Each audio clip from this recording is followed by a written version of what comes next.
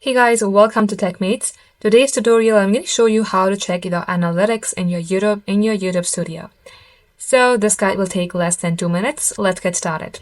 Open your browser, type in youtube.com. Get logged into your specific YouTube channel. Select your initial. In here, select YouTube Studio. Now, once you're logged into your account, you will see a channel dashboard.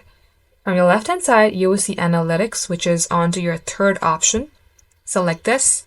And make sure that you are selected on overview. You will see your views, total watch time in hours, subscribers. If you want more detail, you may go ahead, select content, audience, or trends.